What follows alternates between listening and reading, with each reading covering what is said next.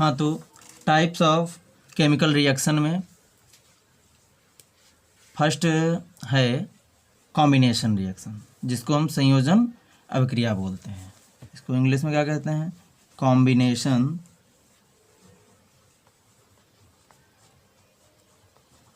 Reaction.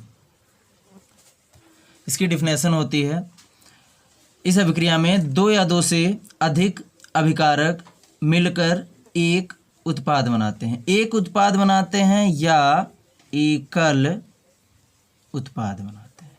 एकल उत्पाद बनाते हैं, संयोजन अभिक्रिया कहलाती है। अब इसके एग्जाम्पल्स पे गौर कर लेते हैं, समझ लेते हैं कि भाई संयोजन अभिक्रिया क्या होती है। फर्स्ट है burning of coal. Burning of coal का मतलब है कोयले का दहन। कोयले का दहन मतलब जलने पर कौन सी अभिक्रिया होती है? सी मतलब कार्बन वही तो कोयला। तो C+O2 गिव्स आउट CO2, मतलब कार्बन का ऑक्सीजन के साथ संयोग होके CO2 यानी कार्बन डाइऑक्साइड का निर्माण होता है। अब ध्यान दो, ये क्या प्रॉपर रिएक्शन है? कल हमने ये बताया था कि प्रॉपर रिएक्शन क्या होती हैं। प्रॉपर रिएक्शन क्या होती हैं? कोल। अभी हमने भौतिक अवस्था इसकी प्रदर्शित नहीं की है। तो कोल किस अवस्था में होता है? कार्बन। ये होता है सॉलिड के रूप। किसके रूप में? सॉलिड के रूप में होता है। O2 oxygen. ऑक्सीजन की भौतिक अवस्था क्या होती है? भाई गैस है तो G। फिर CO2 कार्बन डाइऑक्साइड, ये क्या है बताओ? CO2 भी गैस होती है।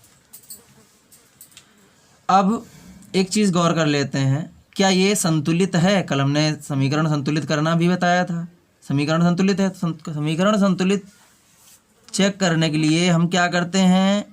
टेबल बना लेते हैं। टेबल बना लेते हैं, इसके 3 पार्ट कर देते हैं। अब इसमें यूज कौन कौन से हुए हैं? कार्बन यूज हुआ है, ऑक्सीजन यूज हुआ है। ये अभिकारक के लिए, ये किसके लिए? अभिकारक के लिए, और ये उत्पाद के लिए। अभिकारक में कार्बन कितना? 1, उत्पाद में 1, ऑक्सीजन अभिकारक में 2, उत्पाद में 2। इक्वल है तो संतुलित भी है। अब ये हुई जाके प्रॉपर रिएक्शन।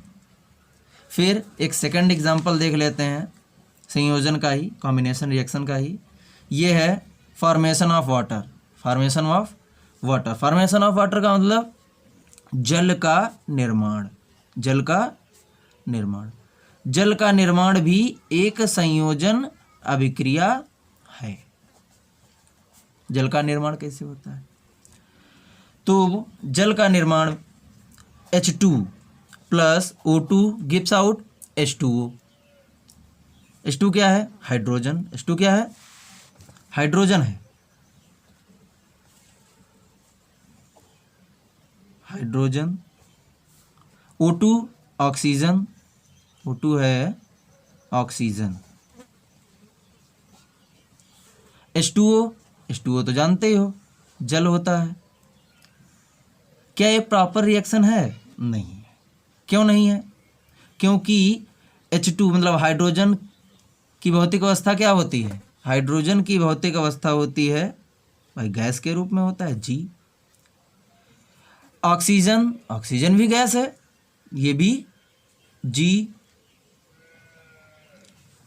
फिर जो बन के तैयार हो रहा है, जिसका निर्माण हो रहा है उत्पाद में, H2O जल क्या है?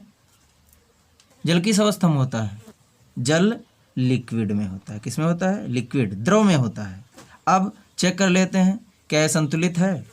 H2 भाई 2 हैं इधर अभिकारक में, इधर भी 2 हैं, इधर ऑक्सीजन 2 हैं, लेकिन इधर ऑक्सीजन 1 ही है।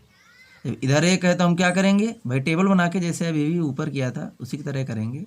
तो यहाँ पर हमने क्या किया? 2 कर दिया। अब देखो ऑक्सीजन 2 हैं इधर उत्पाद में, इधर भी ऑक्सीजन 2 हैं। इधर हाइड्रोजन कितने हो गए? 4, और इधर हाइड्रोजन कितने हैं? 2। तो 2 को किससे गुणा करें कि 4 हो जाए? भाई किससे मल्टीप्लाई करेंगे?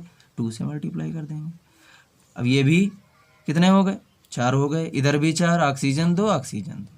अब ये क्या हो गई, संतुलित रिएक्शन हो गई है। तो जल का निर्माण भी संयोजन अभिक्रिया है, कोयले का दहन भी संयोजन अभिक्रिया है।